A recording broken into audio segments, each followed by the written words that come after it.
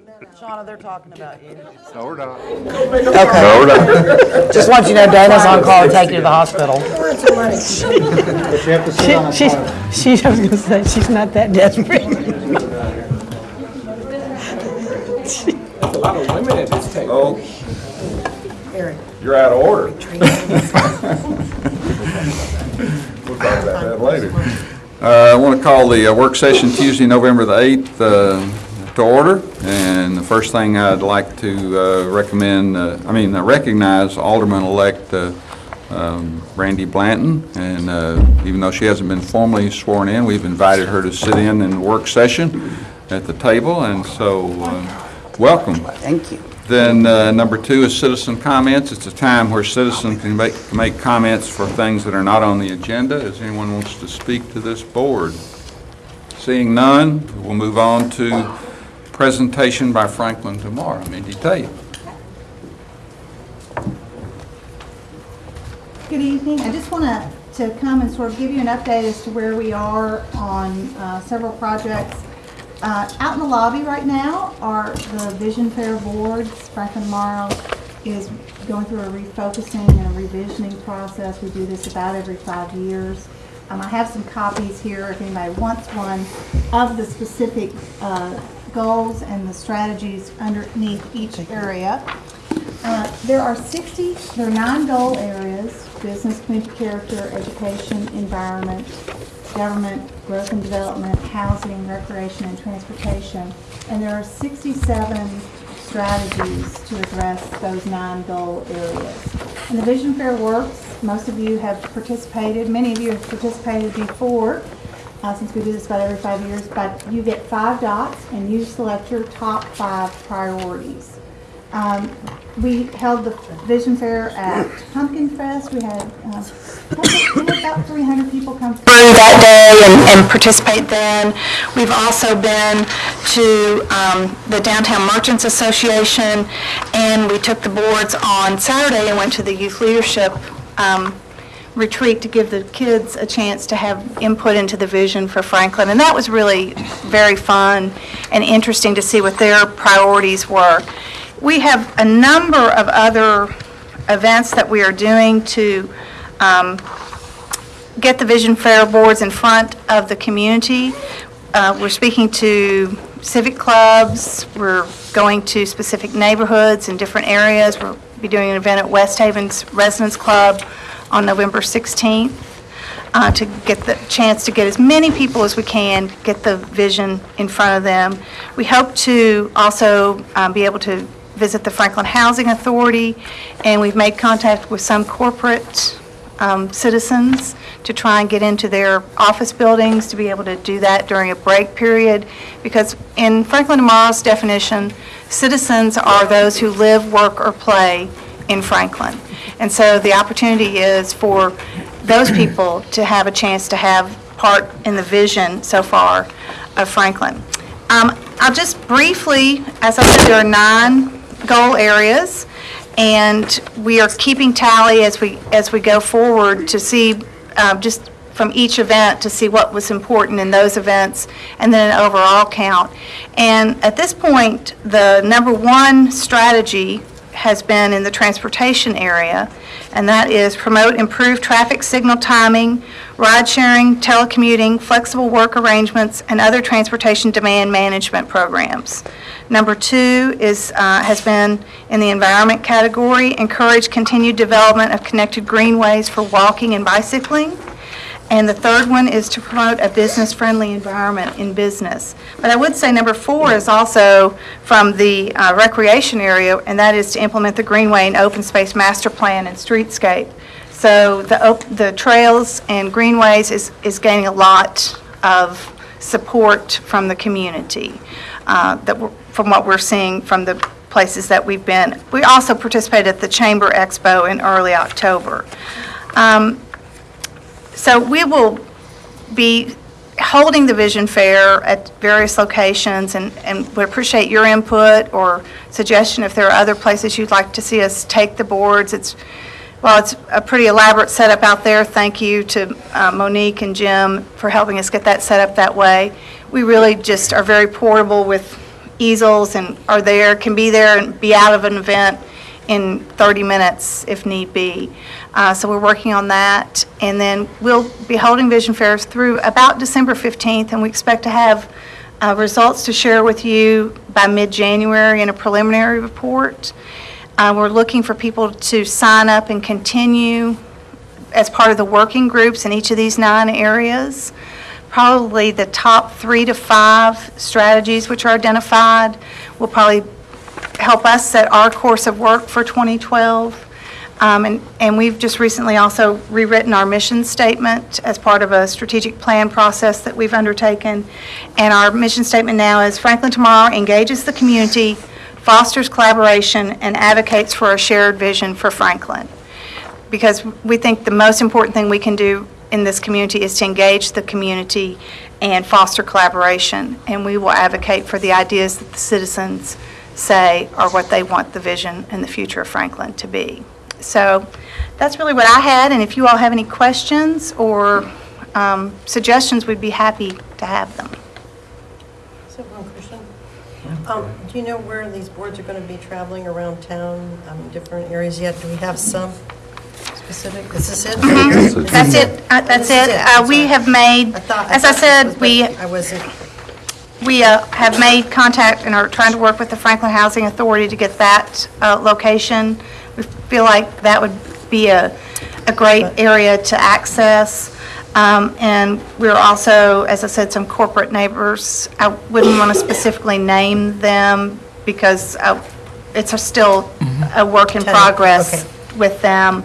But that would give us a pretty significant input level. There's also an electronic survey. You can go to our website at franklintomorrow.org, and anyone can take the survey from home, 1 per email address, but you can do it online and take it there. And so we would just encourage people to participate in the process. So this is what we have so far, and we're going to add to it. We're adding to it pretty much every day. Go ahead. At the Franklin Housing Authority, there is a group that meets every Friday from 11 to 1, Sassy Seniors. Okay. It's a lot of ladies, and they know all the information in the community. So there's a couple of contact people. They gossip they don't know. I'll Yes. specifically ask Yeah. for them. And they're so we can- very vocal. And It's very transportable, and we've set it up so that no one has to be present to help you go through the process out here. I hope that you all will have a chance to do that. And then it's also so that if someone a volunteer wanted to take it and do it at an event, that it's really easy. We have to thank Bancorp South for sponsoring the Vision Fair, and then we've had great support from Barge Wagner Sumner Cannon, which produced the boards for us at no cost. They've given us 4 sets of boards, which is a huge, huge savings to us, and so we really appreciate that. But you know, Mindy, all of these things are important, and I hate to just have to pick out 5, you know. I mean, they're all important, and they all can be done because we've got that many people working on them and that are interested in them and can put in the time and the effort on it. Well, what we'll do is we'll take the top 5 and rank those, but we'll know how all of them rank, and that just because they're not among the top 5, they won't disappear as a strategy. They'll still be part of a strategy working towards that goal, but we have to identify what's most important to the citizens and be able to take a plan of action and a course of work for the year, and then that gives you all the information that could be valuable to you. So we will not abandon these strategies because they've been developed. It took a year to get to the point in the process where we are now. We've had hundreds of people working in 9 different study groups to refocus these goals and strategies and to put that forward. So this doesn't come forward just from thin air. It comes forward from already a year of study and input. And so this is really, you're right, everything there is important. There is some overlap we see in the 9 areas, such as with the greenways and open space. That appears in 3 or 4 of the 9 goal areas. Some of the housing things are also in growth and development So what we may do is streamline that, and we've also looked at and considered the process that it may become, housing may fold into growth and development, but it's such an important topic, you hate for a spotlight to go away from it. So there's a lot to take in from this process, but we wanted to spotlight that the boards will be here through Friday of this week here at City Hall. And anyone can come and vote anytime between 8 and 5, or you can go to our website and vote online. And then they'll be at, the next public event will be at West Haven when the boards are at the Residence Club there the 16th through the 21st. And so we'll be set up in a very similar manner so that people can come and go when they want. But I'll be staffing the Vision Fair tomorrow and Thursday between 11 and 1 in case anybody wants to be there. Thanks. Great. Let me, before Mindy steps away and we move from this item, one of the things I'd like to have the board think about is using some of this information along with some other issues that you think are important and look at the opportunity maybe for us with the board to sit down and do some additional specific strategic planning and thinking about not only this kind of input, but other items that might be important to you. I think when you go through those various goals, there are some that are very much city-related, and there are some that are more broader community-related. And which ones stand out to you as things we ought to take a lead on and focus in on in both the short-term and the longer-term period? And what are other things you really want to see us as an organization, as a city team, focus in on? So I would propose we look for some opportunity. I would expect after the holidays in January maybe that we look for an opportunity to get together and do some of that thinking and start building a strategic plan together that has this as probably part of its foundation, but also what other priorities you see as a city government and a city organization. So I want to plant those seeds with you. We'll be looking at the best way to do that. We're looking at how we might best facilitate that to incorporate the board as well as the leadership team on staff, how they plug into that process as well. So, Great, good job. get thinking Any about other that too. questions? Thank you very much. Thank you, Mindy. Thank Thanks, you. Mindy. Number 4, consideration of resolution 2011-53, a resolution to revoke the concept plan for Waterford Crest PUD Revision 1 totaling 68.65 acres located north of Liberty Pike and 500 feet east of Carruthers Parkway of the city of Franklin, Tennessee. I will go ahead and start us off and hand it over to Vernon. I wanted to recognize Vernon Girth, our Assistant City Administrator for Community and Economic Development, has worked diligently on this project and this issue to look at ways to facilitate the use of this property and the moving forward of Columbia State and the Tennessee Board of Regents in acquiring this property. And essentially, after a lot of work, we've arrived at an important step in the process that will essentially involve revoking the existing planned unit development plan. And that essentially, my layman's terms, kind of clears the deck, gets out a clean sheet of paper to work on a development project and plan that ties into the vision of Columbia State at this site. And so there are other elements, other steps to this process, but what we're talking about tonight is the step forward that would essentially revoke that concept plan and allow us to kind of clear the decks and move forward with what Columbia State and the vision for that might take shape. So I'll let Vernon talk a little more about it, but again, wanted to recognize his outstanding effort working with a lot of different folks to pull this together, and this is an important step in that direction. I might mention that we have Dr. Margaret Smith here and also Ken Horner here. Ken Horner. And Dwight Kaiser, I might add, Right, has too. been working with the college as well, and thank you, Eric and Mayor Moore and Alderman, good evening. What I'd like to do maybe is to put it in to perspective for everybody, is just to give you a really brief overview, and then if you have any questions, be more than happy to answer them now or before the next meeting when we'll be asking you to take some action. And it begins with Columbia State and the developer of Waterford Crest several months ago being able to come to an agreement to purchase the last parcel, about a 36-acre parcel in that development. And on the screen, the Waterford Crest PUD is this area here, and you see I'm a little bit off the edge of the line, but that piece is the western limits of that planned unit development.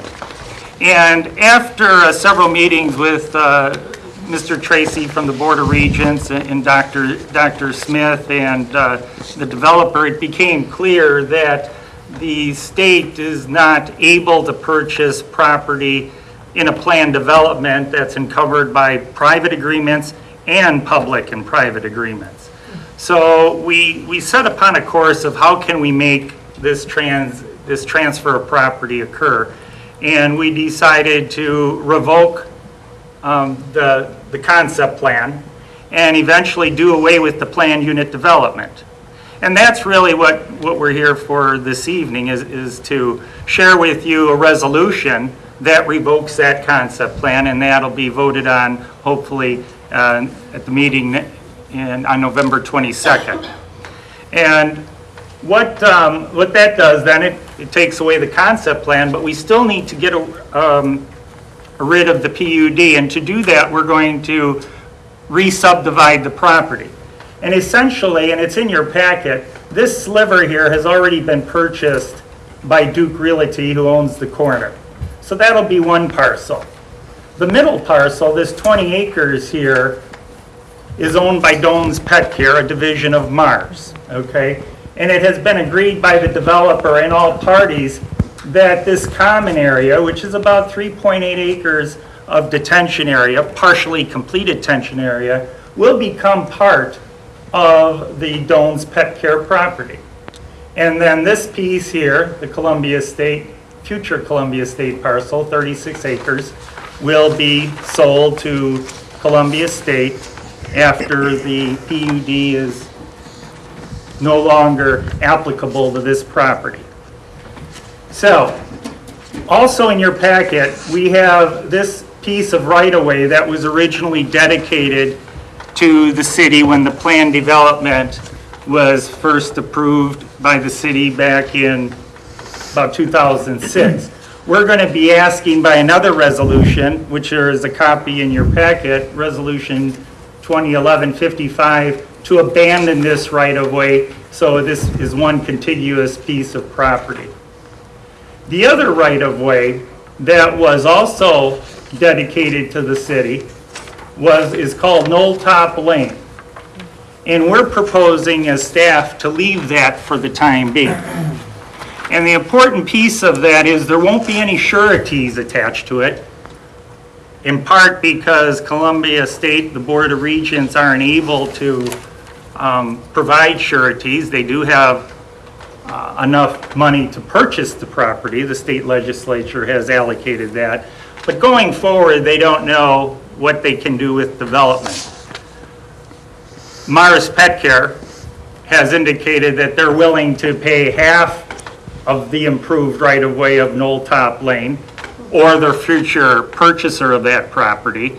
And that was originally what had been agreed upon when it was part of the PUD.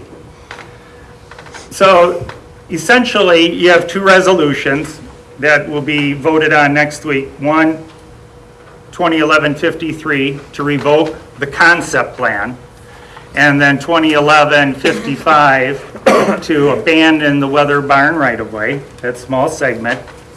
And then on December 15th, the Planning Commission will be looking at a new plat to re-subdivide it, and if it's approved by the Planning Commission, the PUD will go away. There'll be no more sureties applied to that property. It'll be really just vacant land, which should pave the way for Columbia State to acquire that property from the developer and bank, who has indicated a strong willingness to close before the end of the year.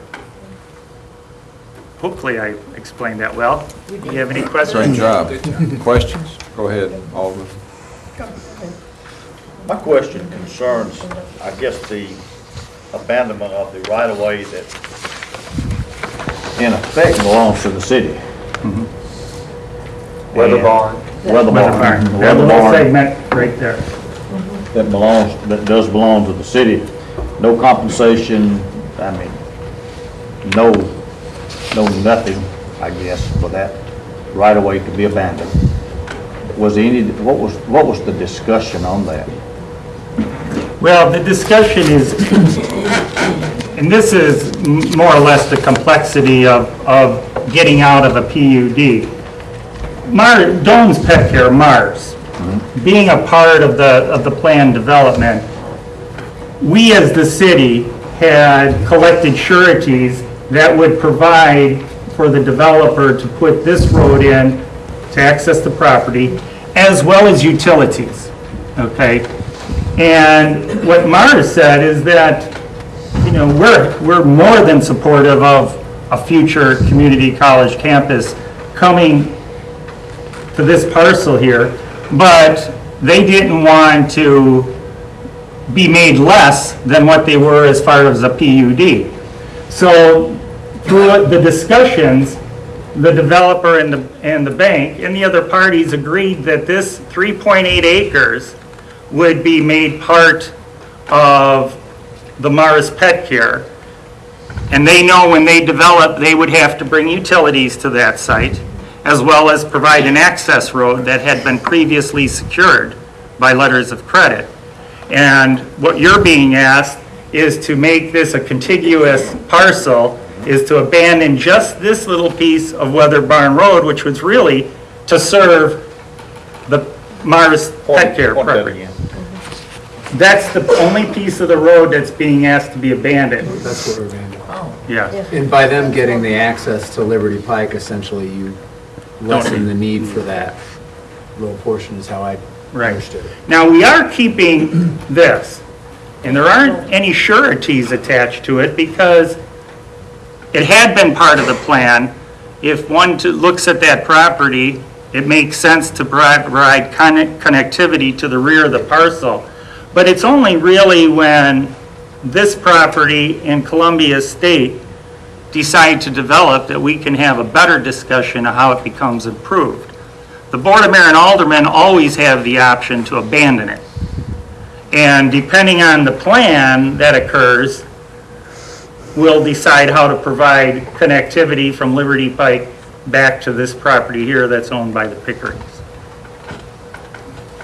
So really what you're being asked today, yes, is to abandon that small segment, and that really had come in to get around the common area detention basin and provide access to the Mars Will that property. still be a detention basin? It remains a detention basin because it's partially completed at this time. When this property and/or Columbia State come in, then it will be reevaluated to see what the need is. And it does become Mars property, though. Alderman Berger. It's a retention, not a detention, right? It's retaining water, yes, right now. Retention, not detention. Okay, I didn't know what you said there. Wow, I remember working on all this stuff when this PUD came through, and Waterford Crest. And the Knoll Top Lane, or Knoll Top, that only goes so far and stops because of the Pickering property. Are there going to be requirements, do you think, to take that over to Carruthers? Because with the Columbia State College here, and we don't know what's going to happen to that Mars property. We have no idea. I don't think they've told us any intentions of their, although they own that. I'm a little concerned that we have one way in and one way out on Liberty. And how will that play into the future? Because there's that hill behind there. It's going to be hard to get through there to get back over to McEwen. I don't know if that'll ever happen, but we had talked about Knoll Top going up and then going west out to Carruthers. Is that a... Let me try to respond to that from two different points of view. First of all, our zoning ordinance and development regulations do provide for connectivity, again, with adjacent properties. So, and that is one of the reasons why Knoll Top Lane was put in as it does. And there will need to be some connectivity from Liberty to the back of this property, to the Pickering property, either through Columbia State or Mars property, or collaboratively, and that's why we're proposing to leave Knoll Top Lane at this time.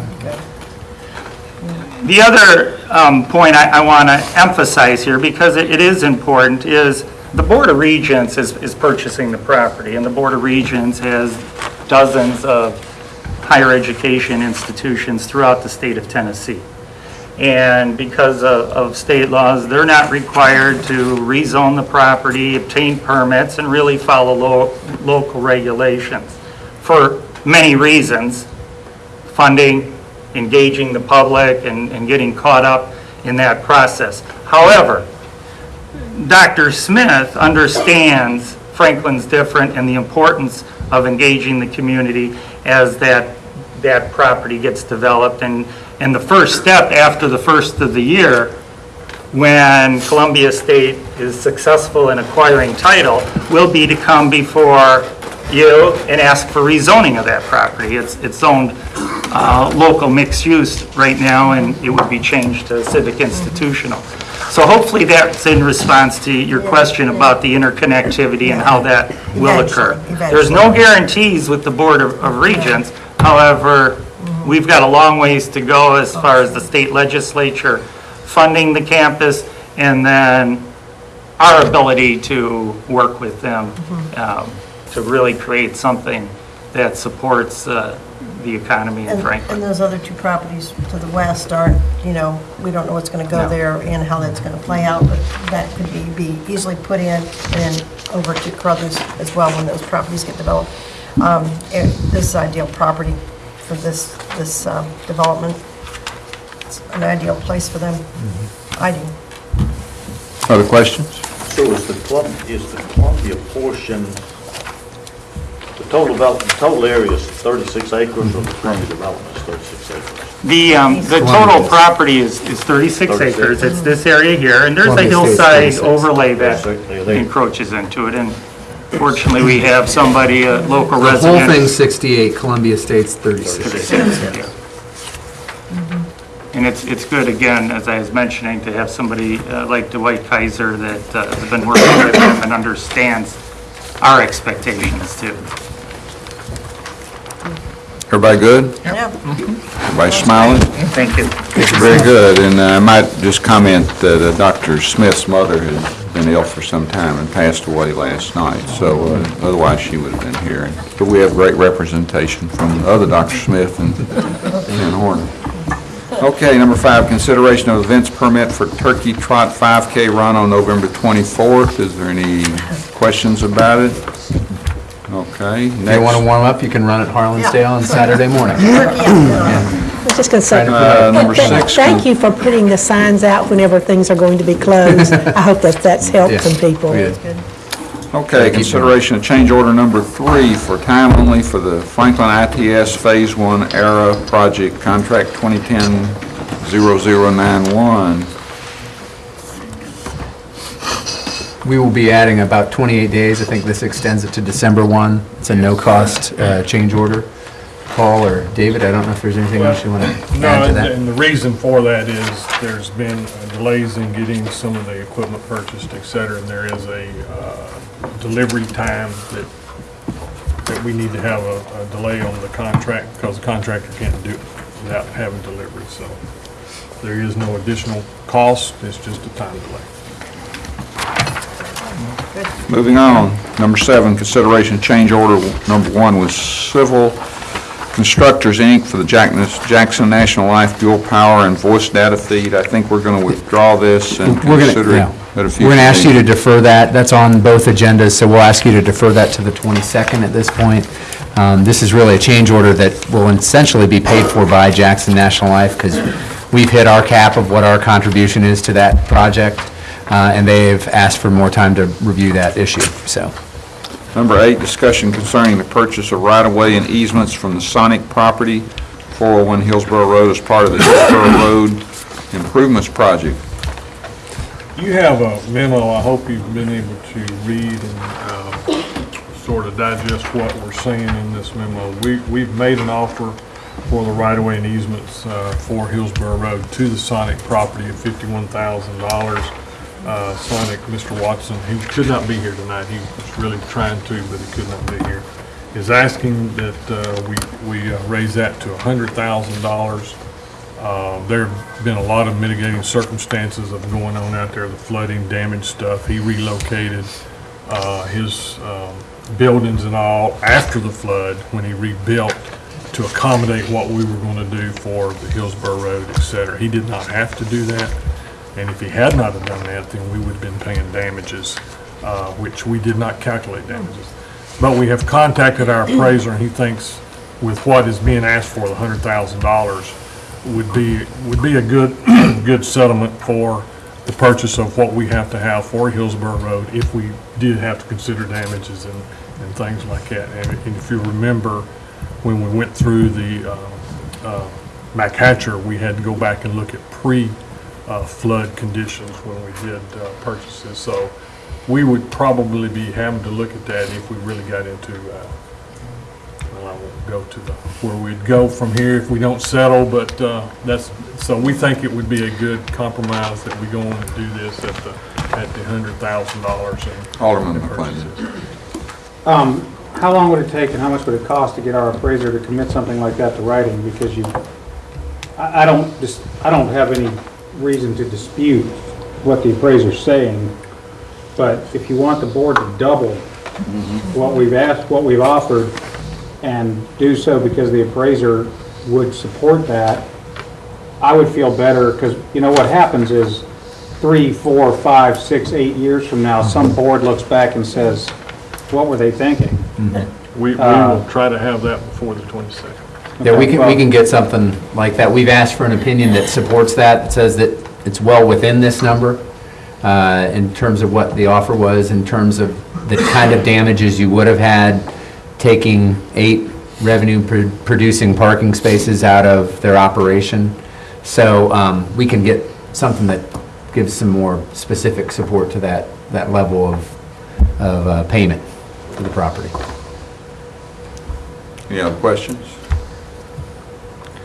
Moving on, number 9, consideration resolution 2010-15, a resolution authorizing condemnation for the acquisition of property for the intersection improvements State Route 96 at Boyd Mill Avenue and Carlisle Lane project. You'll notice this is an old resolution, but it is just bringing back the resolution that we brought forward last year concerning the right-of-way for Carlisle Lane. Been in contact with the Residents Homeowner Association of the Carlisle subdivision. There is one holdout that will not sign for the right-of-way, and we have to have 100% to do it as far as with negotiation. He refuses to sign, so it's forcing us to have to go the condemnation route to complete this, the transactions of the right-of-way for this project. So we would recommend that you go forward with it. Refuses to sign or wants more money? Refuses to sign. Refuses to sign. I would like to just add that 99% of the homeowner association is happy with the move of the road after shifting. This guy just is not in favor of the project altogether. Does he live, does he live in that spot? Yes. He lives in the general area, but everybody in the subdivision has to be. They require 100%. It is open spaces, so everybody, all the property owners have to agree to it for us to go through. Actually, how much, I thought we were moving it far enough away that we really weren't. We're getting some right away still off of the Carlisle. We're having to do that easements right away, but we did move it west to cut down the amount. Mainly the movement of the west cuts down those having to get into the walls and stuff as far as damaging those. The right-of-way is now shifted equally between the Ford property and the homeowners association. Alderman Peterson. How much money will we have to put into court on this? Because when we condemn, don't we have to deposit? We do, and The latest appraised value that we had was around $1,000 to $2,000. It's just approximately what it is. we will look at that and probably bump it. As you've seen, we have to pay some taxes, or interest rather, so we'll look at what that needs to be, so we'll get that set up. Y'all decide what it is you need to do, but I really want to see this finalized and make them take the money, whatever. Let them take it and cash the check, and let's get on with this. This has been years, and there's no reason for this to, I don't know what the law says about how long you have to hold the money in the bank, but look what we've gotten to on Third Avenue. We don't need to just go on for years and years and years with this. Just go on and do it. Well, and I'm not going to try to be a lawyer tonight anyway, but once we put the money in court and get the order of possession, the other party can actually take that money out and not settle yet. So that can keep, that's just the way it's set It's the up. law. That's the law. But we get possession. We have They get possession. their day in court about the value. We can move forward with the project, which is what you want. This allows us to move the project forward. I want more than that. I don't want them to come back in 5 years and say, you didn't pay us enough. Well, Because that's exactly what we're doing right now. But, Ms. Martin, that's the way the law allows you to do. Well, then maybe the law needs to be changed. Well, that's fine, but that's not our prerogative. The only power we have is to condemn it, put the money in the bank. They can take it and use it to pay a lawyer to fight for more money if they want. That's the deal. We can't change that. All we can do is put the right amount in the bank and defend the amount. But in this particular case, I believe the homeowner association can accept and close out this with a majority vote versus 100%, but I'm not sure about that. Because it's only one person that's... Also not our problem. Yeah, this is their own rules. Right. Yeah, their own rules. But it is No, our problem. that's If a 5 stay. years, we have to come back and double the amount of money. No, that's the state, That's what happens. Because they're all part owners, If because they're that's what homeowners. happens, then what happened before that is they went to court and proved that our number was low.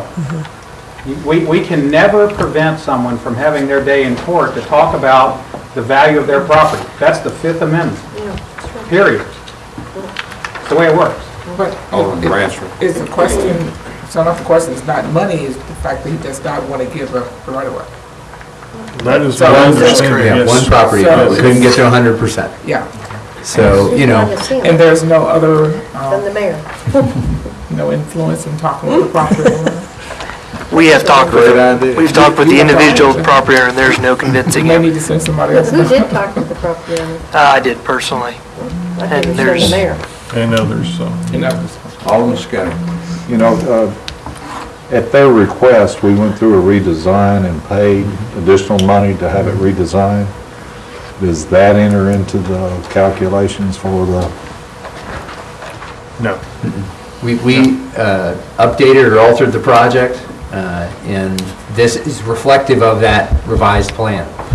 So that's what we're working through to implement the updated design that by and large, the neighborhood approved of and the board approved of. We came to a good compromise, I think, but this is just what we're going to have to do to implement it.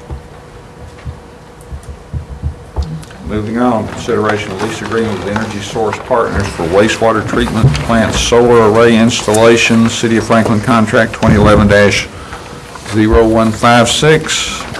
Interim Assistant Engineering Director Dan Allen. I should recognize, too, we had Paul Holzen up here, and we'll have Dan up here, too. Both folks from our engineering area that are stepping up. As you know, Eric Gardner, who had been our Director of Engineering, has left the city, and both Paul and Dan have stepped up in new leadership roles and are doing a great job in helping us through this interim process. So I want to recognize that as their first meeting in those roles tonight. This specific item is one we briefed you about, an opportunity we briefed you about a meeting or two ago in terms of the opportunity to establish a solar field, working with a partner at our wastewater plant at the property right there. We have a specific lease that has been developed, and we'll let Dan and Andrew take you through the basics of that, and we're ready to move forward with this new opportunity. Sure. Take it away, Dan. All right. The basic deal of the lease is that it would be in effect for 20 years. And pending TVA approval of our participation in the incentive program, the basic way it'll work is until we reach a payoff point, which based on the numbers is going to be $393,600. Until we reach that point, we're going to receive payments through this TVA program. We'll split that 80-20. So Energy Source Partners, I should mention that, they're here tonight. We've got Ron Merville and Patrick Kelly both with us tonight, if you have any specific questions for them. They're back over here. They'll be receiving 80% of the revenue, and we'll be receiving 20% of it. That arrangement will continue until we hit that payoff point of $393,000 and some change, at which point it flips. And it's still 80-20, but then it becomes 80-20 in our favor. Key things that will happen through the agreement, the TVA incentives run out after year 10, and we will have to renegotiate the rate that they'll buy the power back from us at the solar array. So we don't know exactly what that is. We've done some basic common sense assumptions to project what we think that base rate will be. But whatever that ends up being, we'll get 80% of that, and they'll get 20% of it. Based on the documents they've provided with us, the panels are going to be manufactured by Sharp, located in Memphis, and they're going to be using a Lee company, a local company here in Franklin, to do the installation. All of the critical equipment on the array, primarily we're looking at the panels themselves and then the inverters. Basically, the electricity that the panels generate is DC, and the inverter has to convert it to AC to connect it to the grid. Those are your two big pieces of equipment. Both of those are under warranties that will either go up to the end of lease agreement or beyond it. The panels have a 25-year warranty at 80% efficiency, and the inverters have a 20-year warranty, full replacement. So if any of that equipment goes down, it's not how are we going to fix this, it's a warranty call, which I think is real important. Don't you think the reality is this stuff is obsolete the day you install it? Yeah, I mean, the prices are dropping. I'm not advocating that we shouldn't do it, but when you tell me that that's like giving me a 20-year warranty on my laptop. That's nice, but... If it still has 80% efficiency, though, year 20, we're still making money off of it. Yeah, So they have the option to upgrade it as they go along. So as technology improves, that's built into the agreement. If they see something out there, let's say there's some technological breakthrough, they can capitalize that, build that in, and we don't care. It's just a lease agreement for us. We're always taking our We're just doing a cut. ground lease. Yeah, we're leasing Exactly about right. an acre of property, and they put the capital into it, assume that risk, and it allows us to be in a partnership. I mean, I'm so. fine with it. I'm not terribly concerned about the warranty on Yeah. solar panels You understand? that we don't own. Yeah. But the warranty would cover a natural disaster also? Either that or the insurance that they'll carry on it. They're Either also way, required to carry insurance. Insurance on it, too. Hail or something could break it, or children could throw rocks at it, or... Well, I mean, all that kind of stuff that's why the agreement structured this way. It's a lease, so we don't. It's not our system. It's going to be Energy Source Partners system. They'll be responsible for maintaining it and operating it, and any sort of issues like that.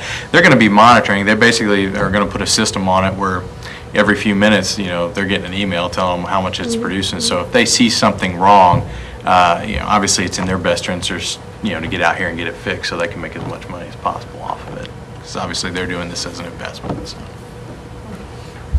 Got a question? Lee Company was identified as the vendor to do the installation I believe so. per them. Mhm. I mean, Yeah, we don't really have anything a part of that. Okay, great. We provide the land, it's up to them how they want to implement the improvements. Local workers, so that's good. Did you say that Memphis is using the same company? I apologize, what was that? Did you say that Memphis was using the same? What did you say about Memphis? The solar panels are manufactured. The Sharp manufacturing facility is Memphis, and that's who we're ordering the panels from. They're manufactured by Sharp. They might not get here. Okay, Alderman Berger. I've got a question. Of course, I don't even think this is our concern. Of course, it's not really. But I was looking at these numbers. Hey, the alderman is our number lady here. It just didn't compute to me. I'm looking at these numbers going, how they spent all this money to put this in, everything, and then they actually reap a profit. Of course, we ought to be concerned with it because we're supposed to be getting part of that profit. But to me, the numbers, and I did just a quick calculation. I've not spent a lot of time on it, but it just didn't seem to me this is going to be affordable to put this in and reap reap revenue from this? There's people that make money not growing tobacco. Oh, yeah. This strikes me as something like that. Yeah, I just don't get it. The numbers don't add up. They wouldn't be here at the table if they weren't gonna make money off it. I've independently checked their numbers, and I've come up with my own estimate. Mine's a little more conservative than theirs is. I'm getting to pay off at about the first quarter of year 9. They've talked about hitting payoff in year 7. The good news about that is if they hit payoff in year 7 instead of year 9, guess what? We make more money. It flips sooner to your Like benefit. 80% of it. Again, it's really a risk that the partner here, the private, the leasee is assuming. They're leasing it, Are we getting paid a ground lease either way? We get paid based on the revenue generated. That's our Whether they income. make money, whether they make a profit or not. No, ours is based on it's the performance-based. revenue they generate. We get that That's share. the problem. It's an acre of land that we're not The downside using. to us is limited, though. We're not doing anything other than letting them use dirt we wouldn't otherwise be using, Correct. except to mow. Exactly. And then we won't have to mow. Yeah. I mean, we're turning a sludge field into a. No, it's a sludge field. into- That's true. Yeah. Yeah, we don't do that. That's right, that's right. Other questions? How does, let me ask you this. What is the relationship between this and when we see a $1 billion company going belly up, for instance? Yeah. Yeah. And we're looking at 80/20 profit, and let's just say that something doesn't work out. Now, I'm not saying it does or it doesn't. And at the end of the year, we're sitting out there with solar panels on an acre of ground, and they've walked away in bankruptcy. Where is ours? I'll buy it at surplus and make a zombie electrification, unit or something. We'd have a lot of options at that point. We could get it removed, we could recycle it, we could keep using it, assume ownership. I mean, When the grid goes down, you'll know what to do. We're leasing the land for part of the profits. there are a number of things that we can do, and if that happens, we can get back together and talk about it. Okay, ready to move on? Yes. Number 11, consideration of bid award to Morton Salt Incorporated of Chicago, Illinois, in an amount of $72.30 per ton, either delivered or undelivered, for a quantity of between 500 and 700 tons of bulk road de-icing salt. Any questions about that? And if delivered, if approved, we'll have it delivered. It's an every year thing. And I will, I wanted to just highlight for folks, I know the board's aware of this, but we are constructing a salt storage facility on the east side of town in a sort of remote area of Liberty Park. This is going to help us have salt better distributed and be more efficient in how we do it. And this is the salt that will fill that new facility. Absolutely. So this is, right now today, we have 1,000 tons of salt. This will get us another between 500 and 700 tons in that new facility. And so we just are really looking forward to the efficiency that that's going to bring. And Joe and his team have done this all essentially in-house. We've had a little bit outside design help, et cetera, but it's been pretty much our own crews delivering this. This is something you budgeted for, and they've been able to deliver it, and we hope by the middle of December, we're using it. Unless we don't get any snow. That kind of, we're able to use it, let me say it that way. But my assistant director, Steve Grubb, has pushed this program. We are now at the stage that the walls have been poured. We're now waiting on the roof structure. I hope that will come in Monday. Take about a week and a half, 2 weeks to install that. Then we're going to be pouring the floor as the roof goes on. So hopefully by Thanksgiving, a little after, we'll be ready to put salt in it. Alderman Martin. I would like to give you another job about the salt. I was excited to read about Morton Salt. I think your sign people ought to do some of these banners of the little umbrella girl that go on the side of the truck to show the salt coming out. A little bit of copyright. I would like to ask for, We can make our own company. That company's been in business since 1914, and I think this would be really great to to have that little girl on a banner on the side of the Absolutely truck. guarantee throwing you that is trademark. Well, we're buying Morton salt. We are buying Morton, it's not table salt, but we are buying Morton salt. She's throwing it out the back of her umbrella, so you can throw it out the back of your. If they want to pay us to advertise for them, we can maybe talk about Come on with your own little girl. that. Joe, you're also going to be using brine this winter. Do you want to talk a little bit about We will that? have a brine truck to use this year. Brine works in a perfect situation. You put the brine down and it snows, then we don't have to get back on the roads with the salt until it refreezes. We put the brine down and it rains first, then it washes that away. doesn't matter. So, but it will work in the perfect situation, so. So it's just another resource that we can put out there to help deal with And winter TDOT weather. will be supplying the brine for us this year. And so we're pleased with that. And if the brine works, we can save on salt and maybe we won't have to buy so much next year. How much salt did we have left over from last year? We have about 1,000 tons. Well, The building that was on- after we bought almost emergency. Yeah, we bought some late, we had to go pick it up ourselves from Louisville to help Because there bolster our was a supply. barge issue, and as I recall, there was flooding, and the barges were stuck, and We we had- went and got a lot at the end of the season. Yeah, we had the state contracted provider hasn't been able to deliver, so we've had to look at some other alternatives, both last year and this year through our own bid process. When it comes to road salt, you want to control your destiny as much as you can, so that's what Joe and his team and working with purchasing have done here. So. North American has the state contract, and TDOT, will get their salt first before the city does. And that's the reason last year we couldn't get it because TDOT was using so much. So thanks to you guys, you gave us an emergency purchase. We had to go to Louisville to get it, but luckily we didn't run out last year. Alderman Barnhill said I would have been on the hot seat. Just for frame of reference, we used about 1,300 tons last year. We have 1,000 going into the year right now. So we're in a pretty good position with this 500 to 600 to 700 on the way. So we should be well stocked.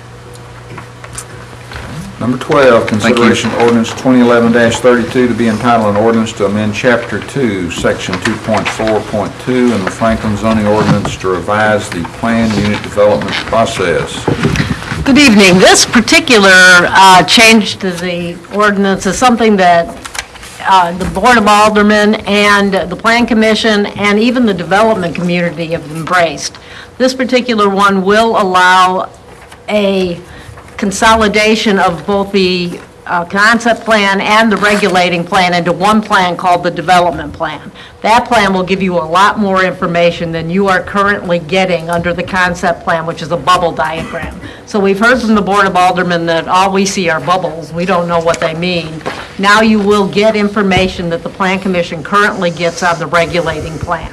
And that information will go all the way up through the Board of Aldermen. This was done in coordination with both staff, with the development community, and with Alderman Peterson, who worked with us to put this together. And we came out with a document that I believe will serve everyone. The development community, the design professionals have reviewed this at least 3 of their meetings, and, worked out some of the glitches that we didn't see from the development side. So all of those things are well taken care of at this point. We do have in this document things that will cover amendments. Amendments are the biggest piece of development plans, especially recently when most of the concept plans are coming back for amendments. Any revision to this plan will either go through staff, will go to the Plan Commission. If it's a major revision, it will come back to BOMA, so that you will be able to see it again as it moves forward and it's revised. So you'll know exactly what that plan is going to look like. We also have a piece of this that will say that after 2 years, if there's no activity happening on that plan, that will come back to BOMA for you and the Plan Commission to look at and decide whether you want to cancel that development plan. What it gives the developers is a much consolidated time frame. It will allow the developers to get through our process about 2 months sooner than they would under our current process. And they always say time is money, and I think, in that case, I think they're really embracing the idea of, even though they have to provide more information up front, they'll be able to get through the process quicker. Alderman Berger. Has the definition of major revisions changed? In other words, what comes back to us that is major? I mean, I sort of know what it used to be, so we changed that at all? We did not change that at all. It has to do with density, it has to do with major roads, major thoroughfare roads, it has to do with the items that were in there before. Yeah, okay. That those are enumerated now. Yes. So that everyone, developer and staff and whoever else is looking at it from the city, all know it. And I think that certainty was one of the pluses. And I would have to say that the people from the development community that worked on this spent an awful lot of time on it. And I think it's probably win-win, would you say? That they seem to think, especially with the time cut back, that would help. But it also, you remember when we would get the things with the bubble that had nothing on it? That won't happen anymore, and that was a good part for us, I think. And I think they felt, at least some of the developers indicated that they felt that the certainty that when they submitted something to you and you could see it and you wouldn't send them back to give you more information, that was a win for them as well.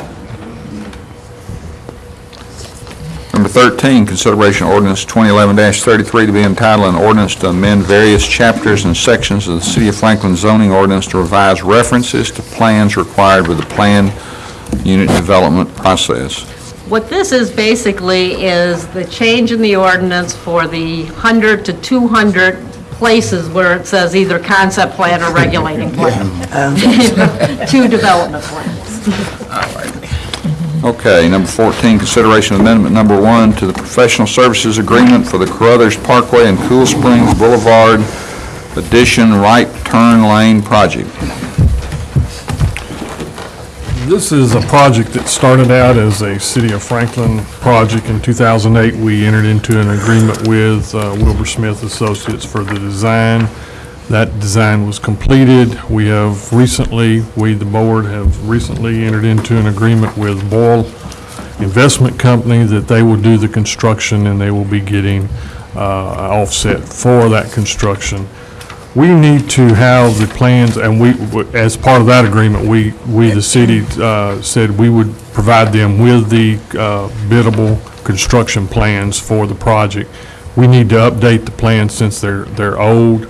They have to be updated, and to do that, we need to get our consultant back on board to complete that update, stamp and sign the plans, and that's that's what this amendment is about. It would be for $2,800. The funding is in the engineering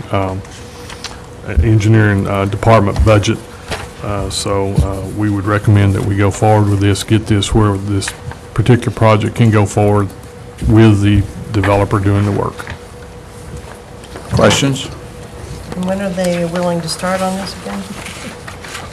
I think they're willing to start as soon as we can get everything squared away and settled with plans and things like that. But we're also working with Boyle for an addition to the project. If you remember, we talked about previously doing the project all the way down to the next intersection with signalization. I'm dealing with Boyle right now, trying to get that agreement reworked and back to you. We looked at it 4 or 5 months ago, I guess, or maybe longer. But there were some problems with it, so I've been in touch with Boyle, and we're trying to get that work back up to bring back to you where there'll be some additional work and get another signal. Yeah, because they're going to say that really has to happen, I think. Back to that intersection because of the traffic and the flow over there, that they just need that all the way back. Well, that'll be coming to you later. That's But kind we of need to part get two, this yeah. done. We need to get this done where we can get started, because Yeah. this is the majority of the construction would be in this particular part.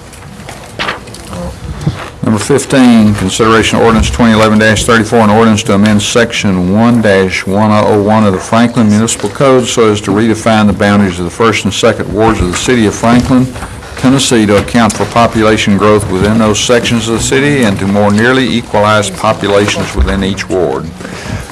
All right, Mayor and Alderman, wanted to bring this to you to start a discussion about where we might go with updating our ward boundaries and essentially equalizing out the population among the 4 wards. As you know, we have experienced a pretty dramatic growth in the last 10 years, a little over 49%.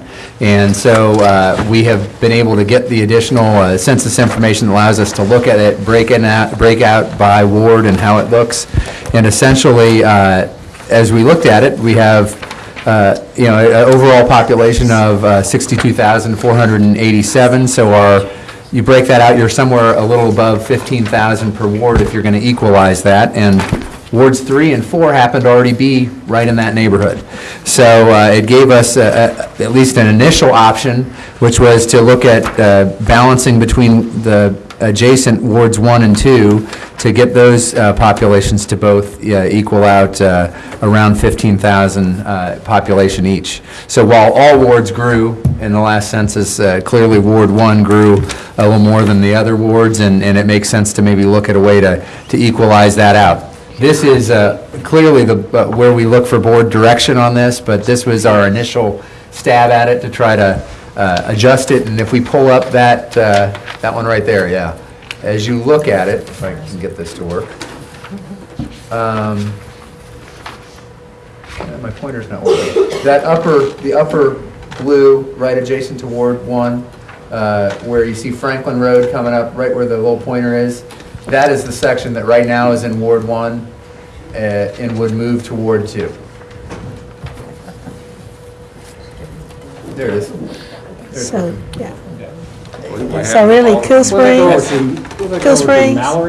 So this goes over to Cool Springs right here. Brentwood Point. Mallory Station up to Moore's Lane, up all the way up Franklin Road from Mac Hatcher. Yeah, so this area right here. Give me some of my people, Dana. Thank you. You're giving me some of your septic tanks. Some of the calls. So busy. So, He was busy. Dana could- Yeah, don't worry, in a couple years I'll have it all solved. Good. Give him more, give him more. As far as the requirements on this, the county has a very specific time frame that they have to hit by I believe the end of January, that they have to do their redistricting. We don't have that same requirement. We just have to have it certain days in advance of when the election deadlines are for ward elections. So you actually have time. My recommendation is to do it as soon as possible, just so that everybody knows and we're as far away from the election as possible and making the determination. But that's just my advice on it, and we look for your guidance on if this is the option you want to go with, or if you want to see us look at some other way of dividing it all up. There are any number of them that we can develop. We have the tools to do that, but this was, we thought, a good starting point. A fairly straightforward option, but we look for your guidance and feedback on where you want to go with it. Everybody looks at you because you're the one. That's fine with me. So Hey, don't call me for grinder picks. Hey, listen, you're getting a pretty good deal, because we have sewer in both those places over there now. Took care of some. He's off the hook. Would that mean that there were any sewer assessment districts outside of the new Ward 2? Oh, dear. You do have them all, don't you? You do have them all. Yeah. That's a nod. There might eventually be some in Ward 3 down the line.